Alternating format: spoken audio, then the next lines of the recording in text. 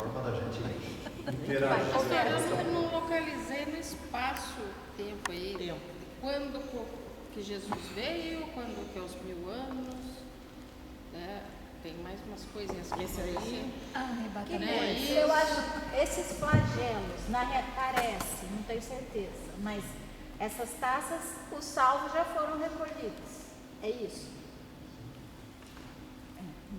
Então a gente já não vai estar nessa taça aí, não. Essa é a segunda chance, pastor? Não. É que tem os 1000 anos. Daí tem os 1000 anos é depois. Aí é que está o detalhe. Então, esse que é. Isso, eu até achava que a gente ia conseguir ir até mais longe desses 4 encontros, mas não dá, né? Não tem jeito. Não. A gente pode até ir, mas vai atropelando, assim, passando de uma forma muito, em alguns aspectos até superficial pelo texto, né? Mas eu penso que tem alguns assuntos que eles precisam ser tratados, né? Por exemplo, eu não terminei esse assunto aqui, né? Só que eu não quero dar continuidade porque nós vamos até 7 horas da noite, né? Que seria a queda da Babilônia. Oi? É feriado, né? Depois a gente termina em pizza. Vai ter canja depois? Depois a gente termina em pizza. Mas, por quê? Porque o próximo passo é exatamente a queda da Babilônia, né? Nós estamos trabalhando aqui com questões históricas, né? Com situações que o povo vivia no dia a dia e que Deus está dizendo o seguinte: olha, vai acontecer a destruição, né? Os problemas aparecem. Acontece que se nós formos lá para os 1000 anos já, nós vamos antecipar uma série de coisas aqui, né? Eu queria desafiar vocês para a gente dar continuidade a isso, né? Para não ficar nenhuma dúvida em relação a essas questões. Mas, especificamente, até aqui onde nós estudamos, o meu desafio com vocês é o seguinte: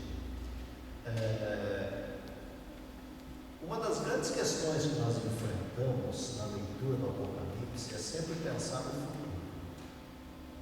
O que vai acontecer? Ou, ainda mais forte, o que vai acontecer comigo? E eu fico preocupado com aquilo que pode vir. Vocês perceberam que na leitura de Apocalipse, em nenhum momento há esse desespero do povo de Deus em querer saber o que vai acontecer com ele? Notaram por esse lado? Há uma expectativa de um Deus que vem em socorro do povo. Onde eu estou querendo chegar com isso? Nós sempre ficamos naquela: como será o fim do mundo? Ou quando que isso vai acontecer? São perguntas e mais perguntas que estão aí. Uma coisa que eu gostaria que vocês pudessem pensar na leitura do texto bíblico é que nós não devemos, espiritualmente falando, ficar preocupados com essas coisas. Estou dizendo isso, gente, porque eu nunca me preocupei com isso. Essa preocupação que muitas vezes a gente tem com como vai ser, o jeito que vai ser, são preocupações que nem sempre nós vamos conseguir esclarecer, porque talvez nem vamos ver isso. Olha o que eu estou querendo chegar. O que é mais importante? Eu me preparar adequadamente para o futuro com Deus, independente de como ele vai ser, ou eu querer descobrir como vai ser? Não vai descobrir. Oi? E não vai descobrir. Não vai descobrir. Sabe por quê? Porque o que nós temos até agora, entre tudo que foi escrito, tudo que é pregado, tudo que muitas vezes é ensinado, são muitas vezes muitas imaginações. Exemplo disso são alguns livros que nós já conversamos aqui, algumas literaturas.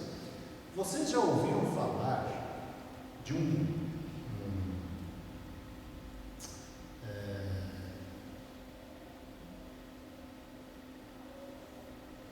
o termo agora aqui. De uma religião, né? Na realidade não é bem uma religião, também não é, Débora? Nossa, fugiu o termo.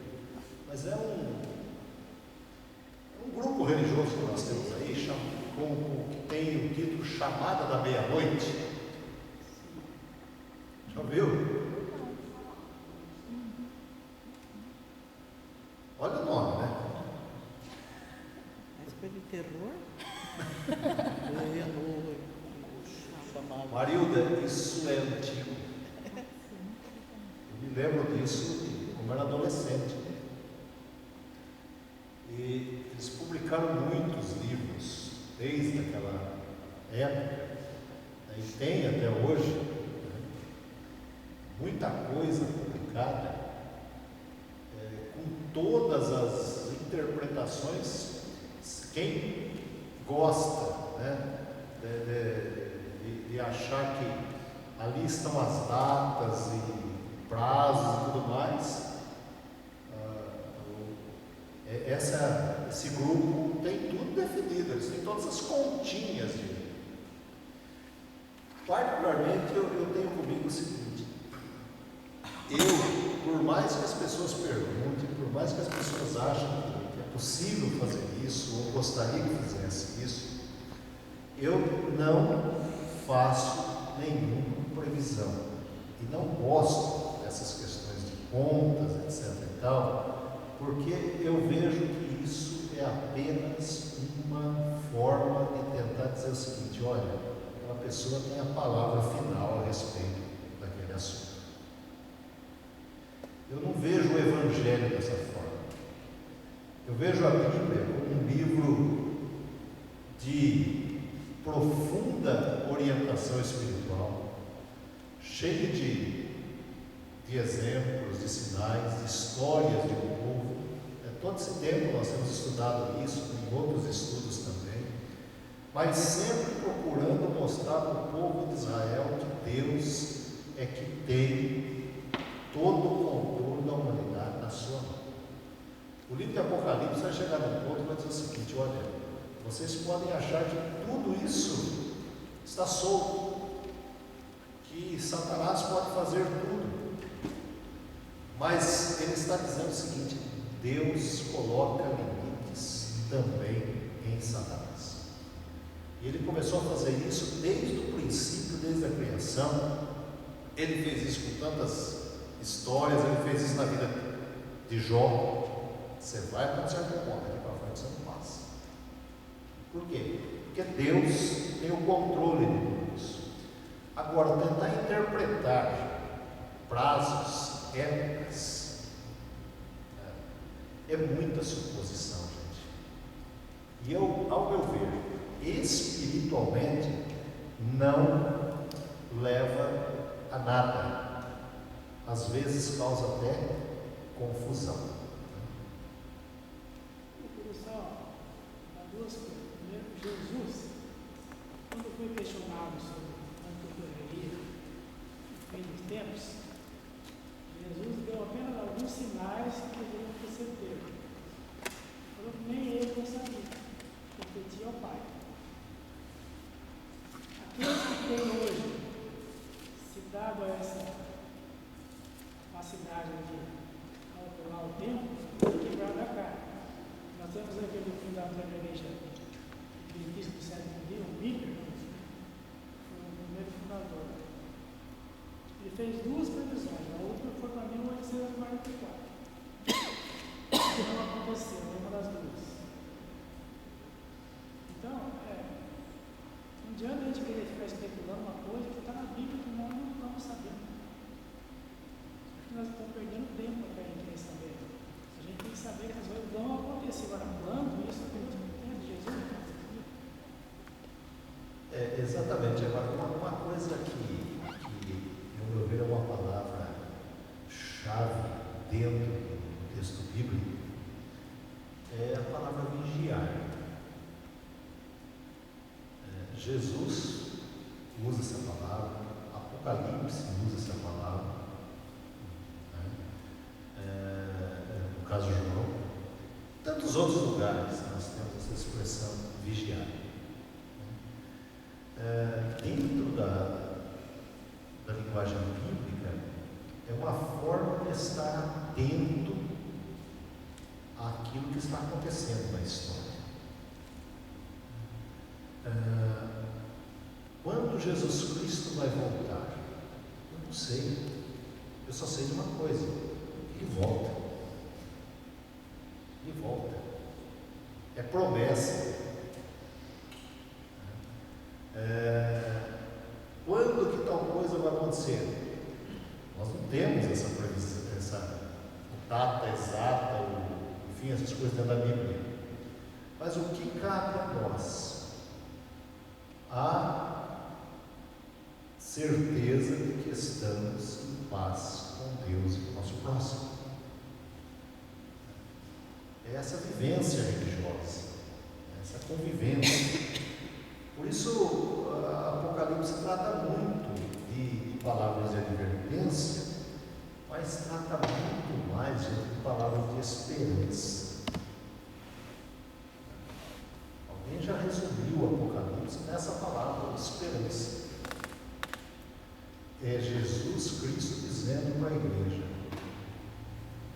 eu estou com vocês, eis que estou convosco todos os dias.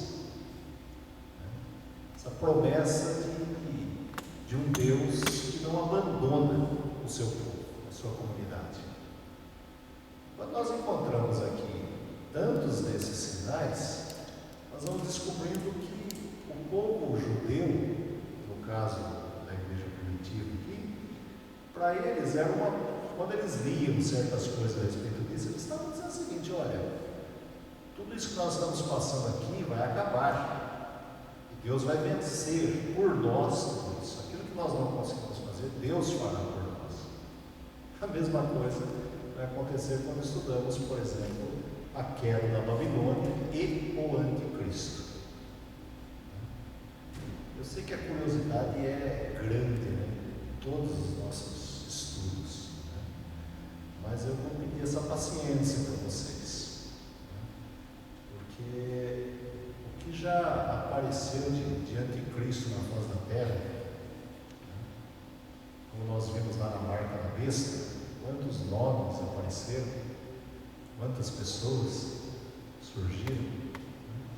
Mas vamos lá, a gente está mais assim, não quando que vai acontecer, a gente não, mas mais os acontecimentos, que nem esse daí das taças, vem antes ou depois do arrebatamento, por exemplo. Essas coisas que a gente está perdido, assim. Não, isso aqui é antes. Antes do arrebatamento? A gente já estava pensando que Eu achei que não. já era depois. Por Essa causa data das que a gente rãs, do Mar Vermelho, né? Então, O povo está aqui, a batalha não aconteceu então, mas ainda. aqui fala que são as pessoas que não se arrependeram. Por isso que eu achei que, tipo, os salvos já seriam as pessoas que não. Porque pode ver que eles não se arrependem, vai acontecendo os sinais e eles não se arrependem. Por isso que eu achei que os salvos já deviam ser. Por isso que a gente fica, não é que a gente quer saber a ordem, mas que daí tem a das trombetas que é antes. As trombetas, daí tem os salvos e tem os a gente está não nessas salvos. É isso que dúvidas. eu estou em dúvida nessas partes, assim. Você fala das trombetas. Do capítulo 8 lá, tem que a trombeta vem antes. Isso. O senhor falou que é o aviso das coisas que também vai acontecendo. Exato. Daí que eu entendi das trombetas, tem os salvos e os não salvos. Daí, pelo que eu tinha entendido no 15, os que eram salvos já estavam lá perante o trono. Mas Então eu estou perdendo. a Bíblia não fala de arrebatamento. Não né? fala, né? Então. Não fala nenhuma vez de Aí não. arrebatamento no Apocalipse. Por isso que a gente quer levar tudo para o céu e a gente esquece que nós estamos falando das igrejas na terra. É aqui que está o grande ponto, talvez, Débora, que a gente sempre precisa pensar. Né? Gente, nós estamos lendo a história das igrejas Na terra. na terra. Nós não estamos falando de céu. Né? A ideia do futuro, sim, mas a história é para o quê? Para o conforto das igrejas ali na Ásia Menor. É que tudo aquilo que nós lemos de Apocalipse sempre se joga para o futuro. Como vai ser minha vida lá na frente? É sempre assim. Então, aqui, nós estamos observando Deus livrando os que são do Cordeiro. Deus livrando a sua igreja. Por quê? Porque depois que passasse toda a tribulação, a igreja de Esmirna não continuaria? Estou voltando aqui no primeiro século. Éfeso não ia continuar, não continuou? Fechou o Apocalipse e acabaram as igrejas? Não, é uma coisa que vai acontecendo sempre. Pastor, e época após época também, por exemplo, na época de Noé, se falava de um dilúvio, era uma pregação de fim do mundo também. O mundo vai acabar em água. Então, ou você aceita ou você vai morrer. E para a época de João, eu acho que também tem isso. Assim, o anúncio foi com uma alegoria totalmente diferente. Mas há tantos mil anos atrás, não é? O anúncio do fim do mundo também foi feito. Mas foi pregada a oportunidade da salvação, de se permanecer, de ser fiel, de parar de fazer as coisas erradas, de se arrepender, buscar a salvação na arca. Ou não tem pregações em épocas diferentes para contextos diferentes, né? Pastor, só uma coisa. Agora, criou uma dúvida em mim. Eu sempre li, por exemplo, se eu lia como o senhor disse, né, o Apocalipse como coisas a acontecer.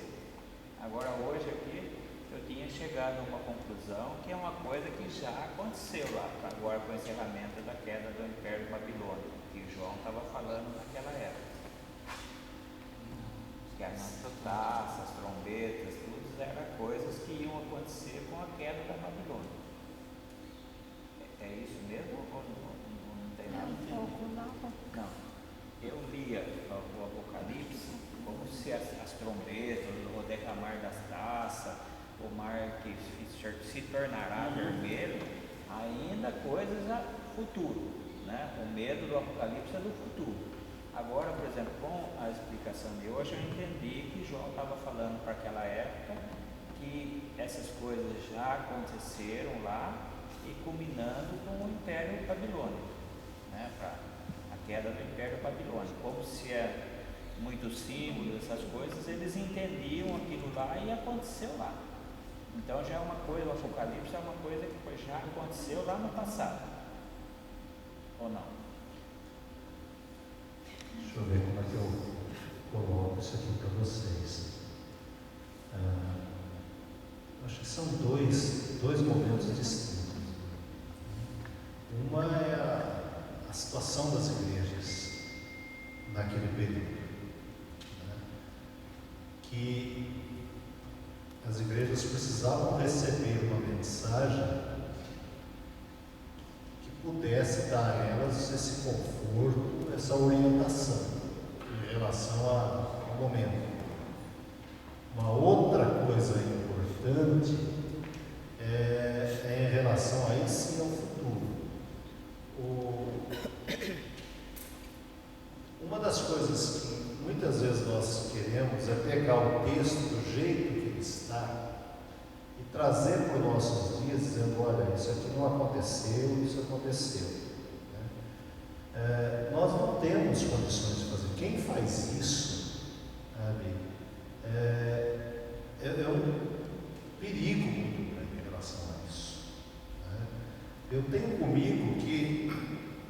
Jesus foi muito claro. João aqui usou toda essa linguagem simbólica para comunicar. Eu acho que para nós, João mais complicou, se escandaliza o que eu estou dizendo, do que Jesus foi simples. Olha, quando vocês ouvirem isso, ouvirem aquilo, etc. e tal, fiquem alertas. Mas, gente, na história da humanidade, como durante 2000 anos nunca ouvimos falar de terremoto, nunca ouvimos falar de enchente, nunca ouvimos falar de tragédias, nunca ouvimos falar de guerra. Me ajudem mais com algumas coisas aí nesses 2016 anos depois de Cristo. Eu só estou esperando assim, por exemplo, o povo de Israel já voltou para a terra dele. Agora estou esperando a reconstrução do templo. Durante toda a história da humanidade, essas coisas aconteceram. Concorda comigo? Então, o que será que Jesus estava querendo dizer? Olha, quando estiver acontecendo isso, fiquem alertas. Está querendo dizer o quê? Para nós também, meus dias estão próximos. Fique o tempo todo Alerta. Não, isso a gente concorda. A gente tem que estar sempre. Se eu morrer amanhã já é a decisão. Eu procuro viver dessa forma, gente.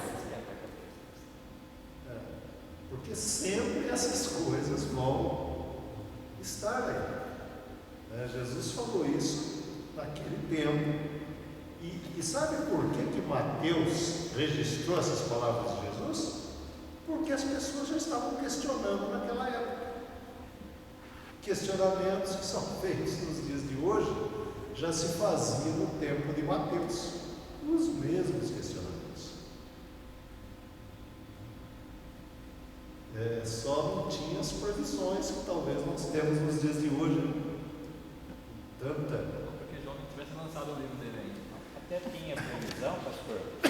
Até teve previsão, porque eles venderam tudo, se juntaram, eles trabalharam mais, achando que a volta estava próxima. Isso que você está tocando aí é um ponto importantíssimo no livro de Atos, na história da igreja. Nós lemos aquela parte ali de as pessoas vendendo suas propriedades, trazendo tudo. Texto bonito, mas o contexto disso não foi tão bonito quanto as consequências.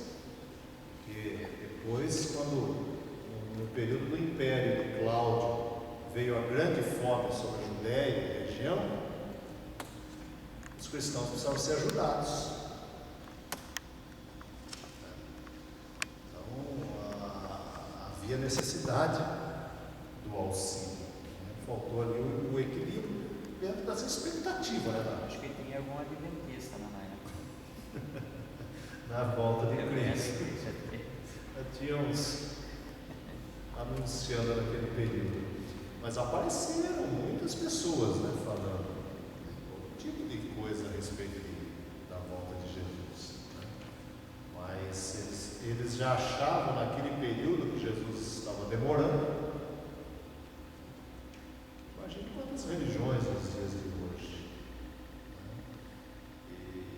E é muito importante que você pegar aí rapidamente a questão dos 1000 anos. Nós sempre pegamos algumas coisas da Bíblia de uma maneira muito literal. E o salmista já disse que 1000 anos para Deus é como um dia como 1000 anos. E aí, como fica?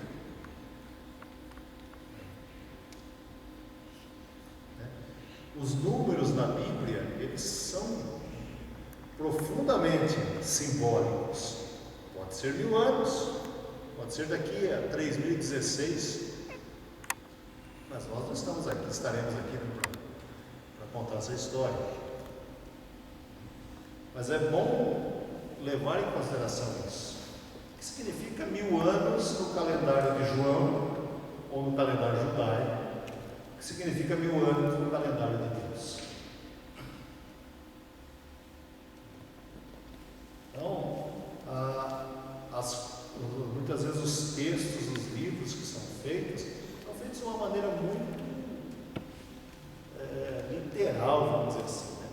Pega o texto bíblico e coloca de uma maneira sem, às vezes, essa observação. Eu fico muito preocupado com isso. Tem muitas dúvidas que às vezes vão surgir nas nossas conversas, que a gente conversa mais informalmente, que são dúvidas importantíssimas a respeito do texto bíblico. A preocupação do autor bíblico era comunicar para o seu povo. Não estava escrevendo para a primeira IPI de Limeira. Eu tenho sempre dito, graças a Deus a Bíblia chegou até nós. Nós temos que agradecer a Deus todo dia por isso. Agora, a Bíblia foi escrita para o povo, tratando sempre da situação daquele povo. Mesmo os profetas. Os profetas são vistos, nós pegamos Daniel como alguém que revelava o futuro. Daniel é um profeta do Antigo Testamento. Está tratando do futuro do seu povo. Tratando do futuro do povo de Israel. E aí, ao tratar do futuro do povo de Israel, trata do nosso futuro também. Concorda? Mas ele está lá, falando da Babilônia já lá e na queda. Por quê?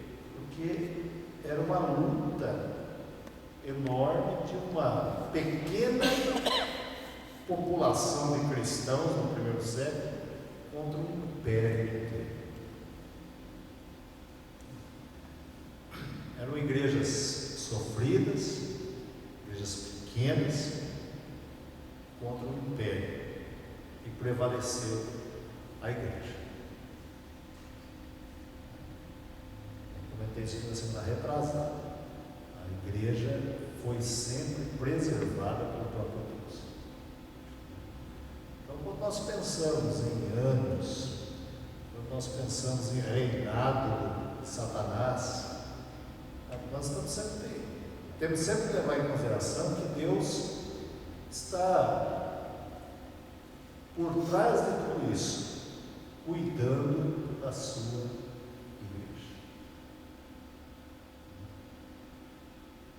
Eu não sei, no caso, talvez cada um aqui tenha uma vivência espiritual, isso é muito importante, mas eu tenho comigo que há certas preocupações dentro da Bíblia que não me preocupam. E essa é uma delas. Eu tenho curiosidade, aí sim, acho que isso é importante. Mas as curiosidades nossas, às vezes, nem sempre nós conseguimos interpretá-las de uma maneira que seja satisfatória para os outros. Né? Mas é importante que a gente converse, que a gente discuta sobre esses assuntos, sim. Porque quando eu penso que ordem, o que significa para mim a ordem, se foi antes ou se foi depois que Cristo fez isso e Cristo fez aquilo, né? Como alguns assuntos que nós já tratamos durante esses 4 sábados. Né? Importância dele. Os evangelhos, eles deixam a gente muitas vezes com inúmeras dúvidas. Uns dias atrás estava conversando com a Lazinha e com o Ailton a respeito da questão, um assunto a respeito dos evangelhos, faz um tempinho isso. Né? E eu usei um exemplo que às vezes assusta um pouquinho, e eu vou repeti-lo aqui. Né? Quantos anjos tinha no túmulo de Jesus quando ele ressuscitou? Em um lugar fala 1, no outro fala 2, né? E agora? A Bíblia está errada? Não, quem escreveu que mudou. Perceberam? estudo que nós fazemos da Bíblia, a própria teologia, nós somos ensinados a não nos preocuparmos com isso. Porque a fonte de informação de Lucas foi diferente da de Mateus, foi diferente da de João, foi diferente da de Marcos. Cada um teve fontes na sua pesquisa. Não sei se alguém já percebeu que um evangelho fala 2 anjos, no outro evangelho fala 1. Né? E aí alguém pode virar e falar, mas que erro na Bíblia. Não é isso. As informações que os evangelistas receberam. Agora, tem uma coisa em comum. Jesus, isso é unanimidade. E o que é mais importante para a nossa fé? A quantidade de anjos ou o túmulo vazio? Vocês perceberam que estudar teologia é dor de cabeça, gente? É a mesma coisa no Evangelho de João. Eu sempre me inculpou isso daí, porque João não registrou a Santa Ceia. Então, para eu fiquei, mas uma coisa tão importante e João não fala? Pois é. João não se preocupou em botar parado.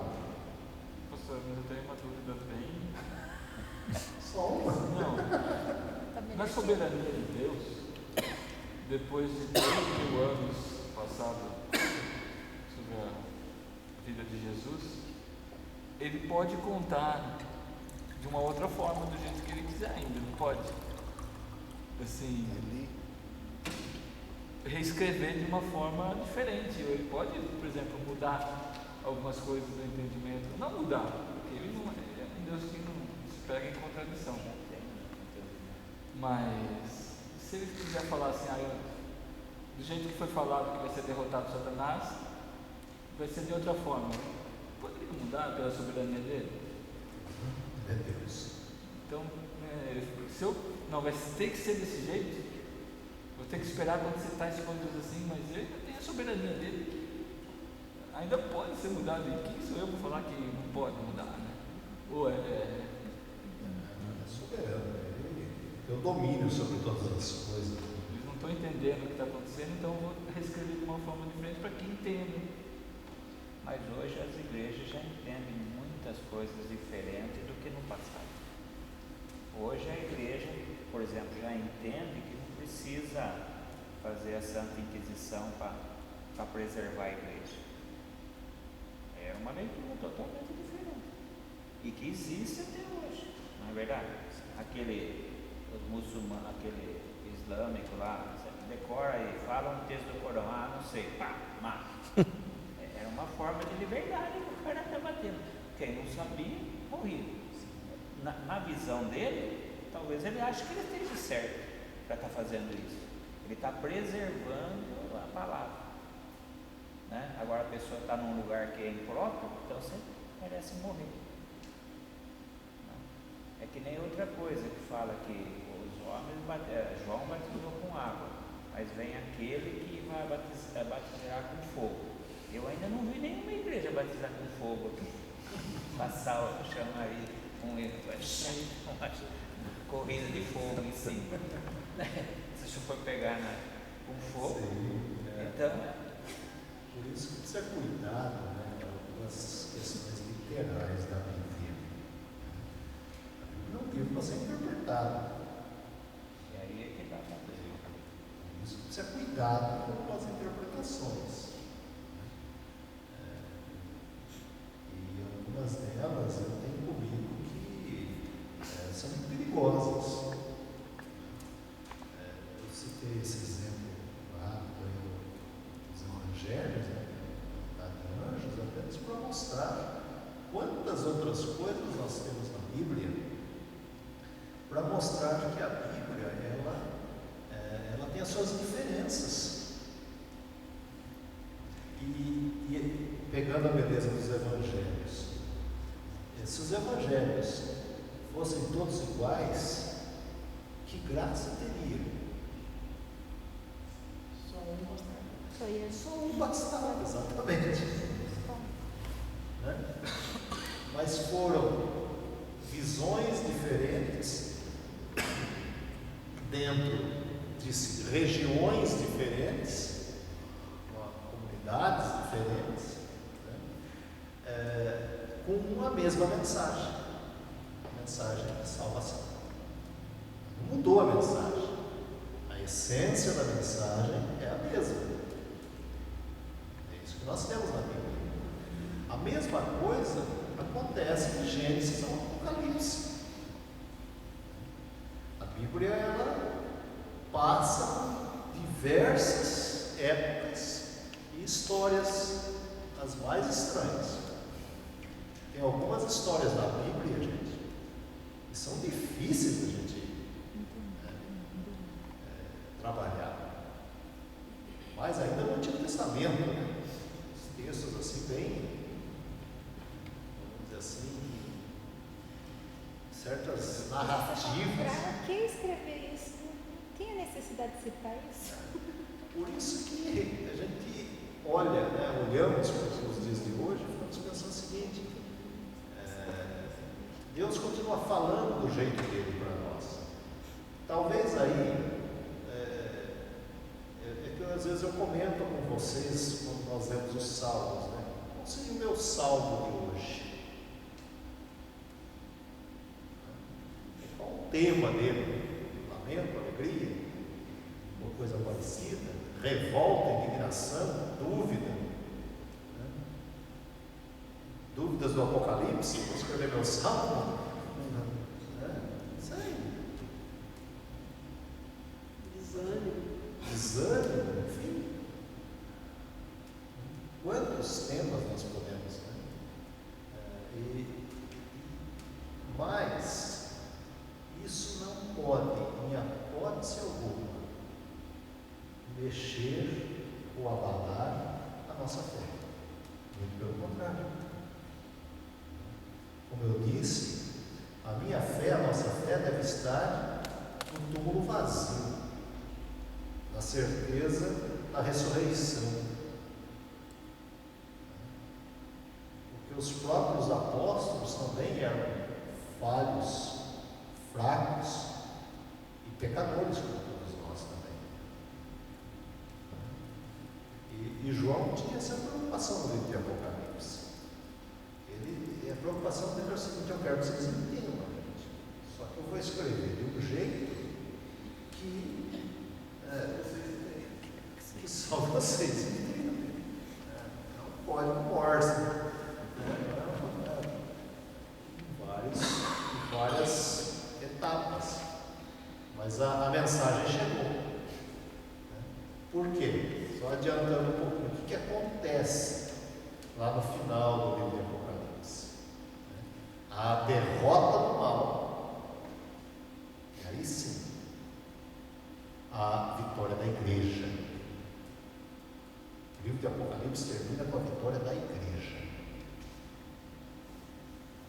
Não é com a vitória pessoal de João ou de qualquer outra pessoa.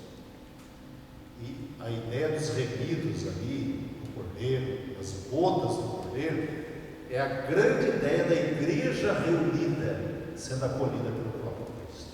A igreja de Cristo é vencedora. Detalhe mais importante, talvez fique mais fácil de compreender. A igreja sempre é tratada na Bíblia como noiva do Cordeiro.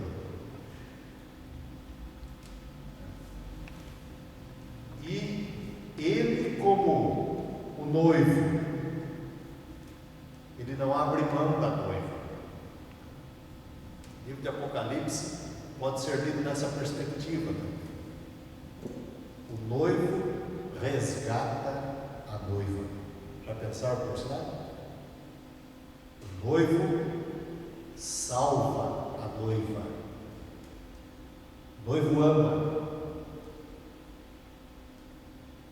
Satanás é um intruso que quer destruir o casamento. Leiam Apocalipse pensando um pouquinho nessa perspectiva. Satanás vem como aquele que quer destruir o matrimônio, de Cristo com a sua igreja, do noivo com a sua noiva lavada no sangue do Cordeiro. Às vezes fica mais fácil, né, quando nós olhamos para esse lado. Então é a luta do noivo para cuidar e resgatar do mundo mal a sua noiva. Essa é a história de João. No fundo, João cria toda essa linguagem para dizer o seguinte: ó, as bodas do Cordeiro estão preparadas e haverá um casamento. E o Apocalipse termina essa belíssima imagem e usa inclusive a linguagem de Isaías: voltarão os resgatados do Senhor e virão de Sião cantando cânticos de júbilo, de alegria. Essa noção de que a noiva foi resgatada, foi preservada e o casamento acontecerá. A volta de Cristo é o ápice da cerimônia. Agora acontece. Até então, a noiva passa por lutas, mas ela também tem que se preservar, tem que lutar contra as propostas do mundo. Ela tem que se defender das propostas do mundo. Ela precisa recusar as propostas do mundo. Essa é a ideia que Apocalipse traz também. Vamos lá, gente? O João estava escrevendo o Apocalipse, ele assim, ele estava escrevendo cartas de incentivo às igrejas. Estava passando por um momento de tribulação. Então veja que ele escrevia falando que já aconteceu, com outros povos que foram dominados, outros reis que se fizeram dominantes, que foram derrubados, falando que aquele momento ali também, o povo de Deus ia vencer. Mas também aconteceria mais para frente isso. Outros povos, outros reinos se rebeliam, contra o povo de Deus, e o povo de Deus teria vitória. Perfeito. A ideia sempre, Marcelo, é de analisar o presente olhando já para o futuro. Está certa a sua análise?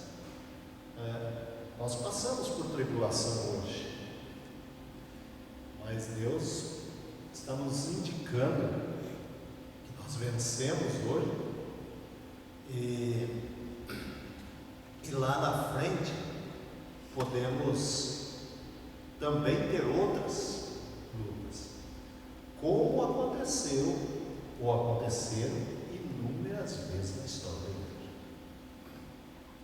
Como eu gostaria de poder conversar com vocês sobre a história da igreja. Não passa vontade. De tantos momentos, Marcelo, que nós temos de sofrimento da igreja. Depois, uma pincelada rápida, depois da morte de João aqui, o fechamento dos apóstolos, da vida dos apóstolos, porque João foi o último.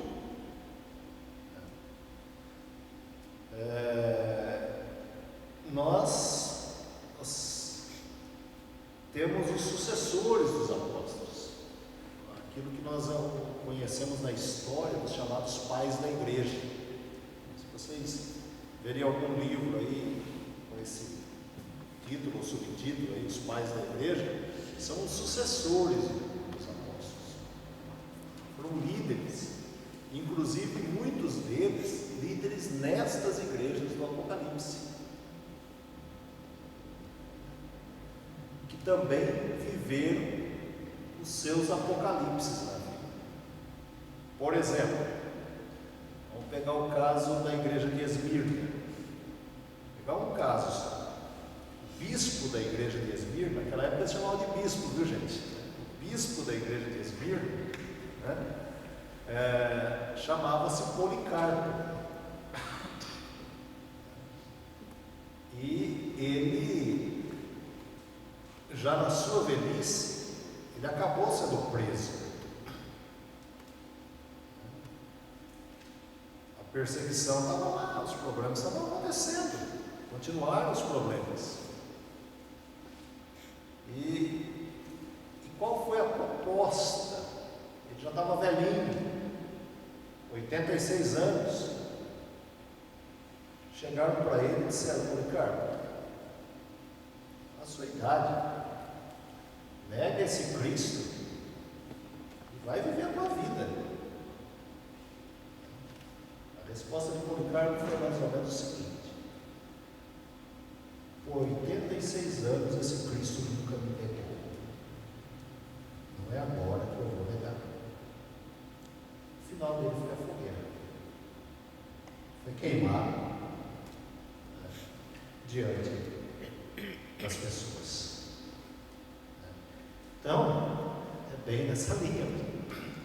Isso em Esmirna. Éfeso sofre, Pérgamo sofre, Tiatira sofre e as demais igrejas também.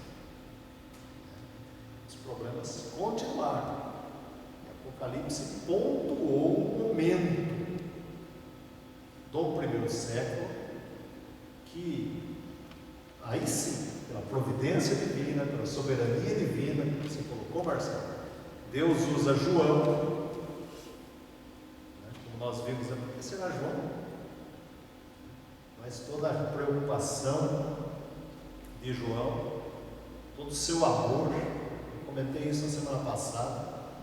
Apocalipse é uma carta às igrejas, uma carta aberta, uma declaração do amor de Deus pela igreja.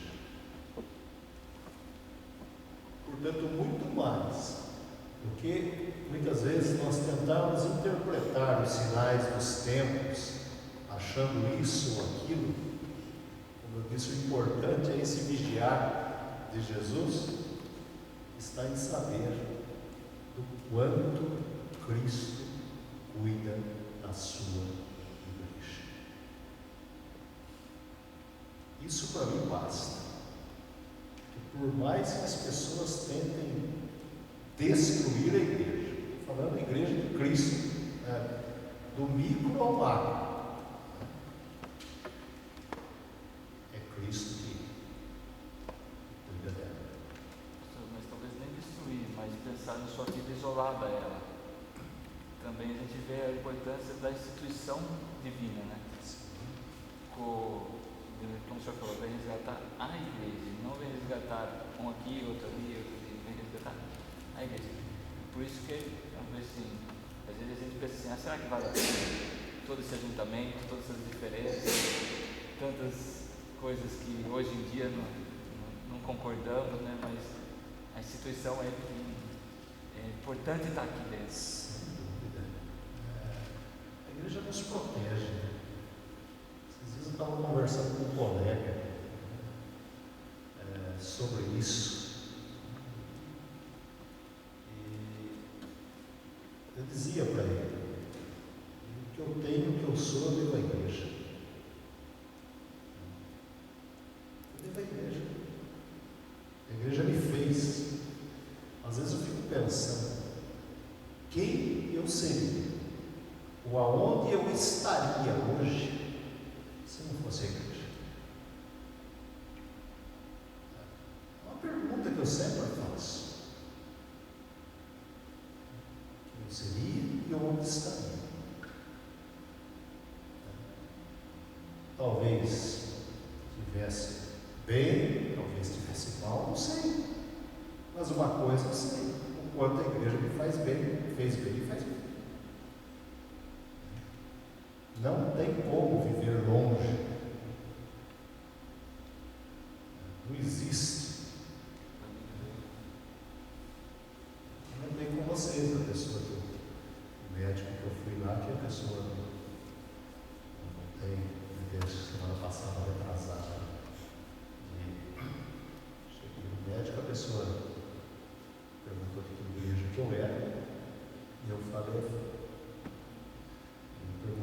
qual igreja a pessoa é, ela fala, nós não temos igreja. Nós nos reunimos para estudar a Bíblia.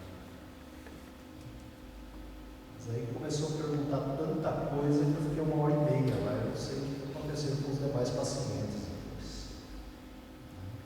1h30 fiquei lá. Os demais pacientes, quando eu saí, me elogiaram. Mas. Ou ficar com nós. Vou falar desse aí, já não tem mais. Mas fez um monte de perguntas. Eu pensei comigo, né? Que igreja é essa? Um grupo que se reúne assim, está preocupado. Não quer vínculo institucional nas palavras. Não tem como, você tem que assumir responsabilidade. Tem que assumir. Nossa, deixei vocês com mais dúvidas.